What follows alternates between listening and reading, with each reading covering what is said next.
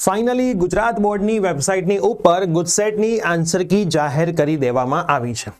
ગુજસેટમાં પણ વિદ્યાર્થીઓને bonus mark મળ્યા છે. અમુક જગ્યાએ 2 ઓપ્શન સાચા આપવામાં આવ્યા છે. તો આજના આ વિડીયોની અંદર આપણે જોઈશું કે કયા સબ્જેક્ટની અંદર કેટલું બોનસ વિદ્યાર્થીઓને આપવામાં આવ્યું છે અને કઈ જગ્યાએ 2 ઓપ્શન સાચા પણ વિદ્યાર્થીઓને આપવામાં આવ્યા છે. તો યસ દોસ્તો, મારું નામ છે પ્રિયેશ પટેલ. આપ સર્વેનું ખૂબ ખૂબ હાર્દિક સ્વાગત છે પ્રિયેશ વિદ્યાપીઠ પ્લેટફોર્મની ઉપર. વિડીયોને ચાલુ કરતા પહેલા ચેનલ પર નવા હોય તો સબસ્ક્રાઇબ કરીને બેલ નોટિફિકેશન પ્રેસ કરજો. એડમિશન માટેના સેપરેટ વોટ્સએપ ગ્રુપ બનાવ્યા છે. એક પણ ગ્રુપમાં જોડાયા ના હોય તો જોડાઈ જજો. અને ગુજરાત બોર્ડની ઇમ્પ્રુવમેન્ટ એક્ઝામિનેશનની બેચ આપણી શરૂ થવા જઈ રહી છે.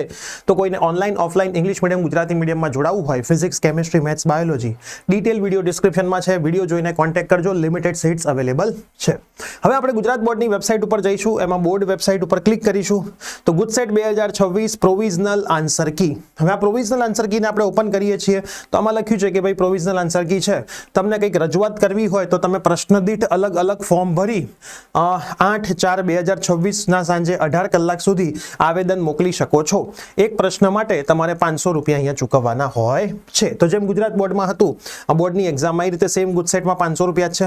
હવે આપણે જોઈએ છીએ શું ફરક છે આની અંદર. બરાબર, નીચે જઈએ આપણે. ઓકે, આ સૌથી પહેલી આન્સર કી. જો રજૂઆત કરવાનું અહીંયા ફોર્મ પણ આપ્યું છે. રજૂઆત કરનાર જે વ્યક્તિ રજૂઆત કરે, મતલબ સ્ટુડન્ટ પેરેન્ટ્સ, એમનું નામ, એમનું એડ્રેસ, આખું ઘરનું તારીખ લખવાનું, એમનો મોબાઈલ નંબર લખવાનો, ગુજરાત બોર્ડને વિષયનું નામ, જે સબ્જેક્ટમાં તકલીફ હોય, કોડ નંબર, માધ્યમ કયું હતું એ, પ્રશ્નનો સેટ નંબર, કયા પ્રશ્ન નંબરમાં શું તકલીફ છે તમને લાગે છે એ, વેબસાઇટ ઉપર કયો જવાબ મુકાયેલો છે, તમે કયો જવાબ ઈચ્છો છો કે આમાં આ આવવો જોઈએ એ, કઈ શેના આધારે તમે કહી શકો છો. તો એ નકલ પણ અહીંયા તમારે જોડી દેવાની પાછળ. બરાબર, તમારી સાઇન કરી દેવાની, બધું તમારે કરી દેવાનું છે. ઠીક છે. અને આ તમે જે પેમેન્ટ ભર્યું હોય એની રિસિપ્ટ પાછળ મૂકી દેવાની. હવે આપણે આ બંને મીડિયમમાં છે ચલણ. જે મીડિયમમાં તમને ભાવતું હોય એ મીડિયમમાં તમે આ ભરી શકો. હવે સૌથી પહેલું મેથેમેટિક્સ છે.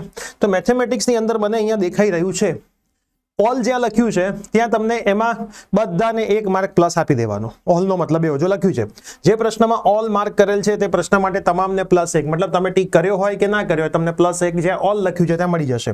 જે પ્રશ્નમાં 2 વિકલ્પ આપેલા છે એના પૈકી કોઈ બી એક લખ્યો હશે તો સાચો મળશે. હવે માની લો કે હું એક પ્રશ્ન જોઉં છું કે ભાઈ આ પેપર કોડ નંબર 1 છે, તો પેપર કોડ નંબર 1 ની અંદર 18મો પ્રશ્ન જેમાં B અને C માંથી જે બી જવાબ આવતો હશે સાચો.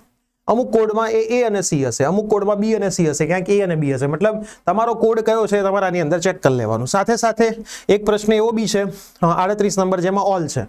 હવે તમારો જ 38માં એવું જરૂરી નથી, તમારે તમારો પેપર કોડ જોઈને એના પ્રમાણે તમારે આની અંદરથી ચેક કરી લેવાનું. એટલે એક પ્રશ્ન મેથેમેટિક્સમાં બધાને +1 આપી દીધો છે અને એકમાં 2 ઓપ્શન સાચા એ લોકોએ આપ્યા છે. હવે ફિઝિક્સ અને કેમિસ્ટ્રીની વાત કરું તો ફિઝિક્સમાં તો અહીંયા કોઈ ભૂલ મને દેખાતી નથી. પહેલા 40 પ્રશ્નો જે ફિઝિક્સના હોય એમાં એક પણ ભૂલ અહીંયા નથી. એટલે ફિઝિક્સમાં કંઈ જ નથી ચેન્જ. હવે જે કેમિસ્ટ્રી છે એમાં પણ એવું છે, 2 જગ્યાએ ઓલ લખ્યું છે. જેમ કે આ છે પહેલો સેટ, એમાં 41 નંબર અને 48 નંબરમાં ઓલ લખેલું છે. એટલે 2 જગ્યાએ કેમિસ્ટ્રીમાં +1 માર્ક તમને આપી દીધા છે. એ જ રીતે દરેક પેપર સેટમાં 2 પ્રશ્નોમાં તમને +2 માર્ક તમને આપ્યા છે. ઠીક છે. આ કેમિસ્ટ્રી અને ફિઝિક્સની વાત કરી. બાયોલોજીની અંદર મને એક જગ્યાએ એવું દેખાઈ રહ્યું છે કે 2 ઓપ્શન સાચા છે. એક જ જગ્યાએ એવું છે. બરાબર, તો એક જગ્યાએ એવું છે 2 ઓપ્શન સાચા છે. તો પેપર સેટ 1 હોય તો 15મો પ્રશ્ન છે એમાં A અને D બંને એ લોકોએ સાચા આપેલા છે. તો મેથ્સની અંદર 1 પ્લસ બોનસ મળ્યો છે. એકમાં 2 ઓપ્શન સાચા છે. ફિઝિક્સમાં કંઈ નહીં. કેમિસ્ટ્રીમાં 2 બોનસ મળ્યા છે.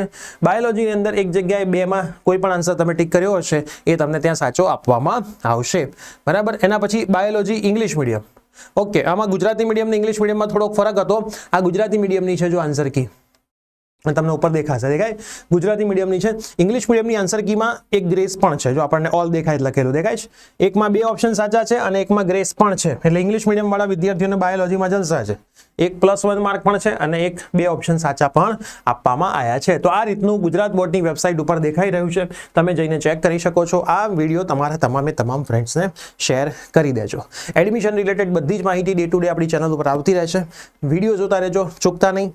ઇમ્પ્રુવમેન્ટ બેચમાં જોડાવવું હોય તો કોન્ટેક્ટ કરી લેજો. મળીએ છીએ. Bye bye, take care.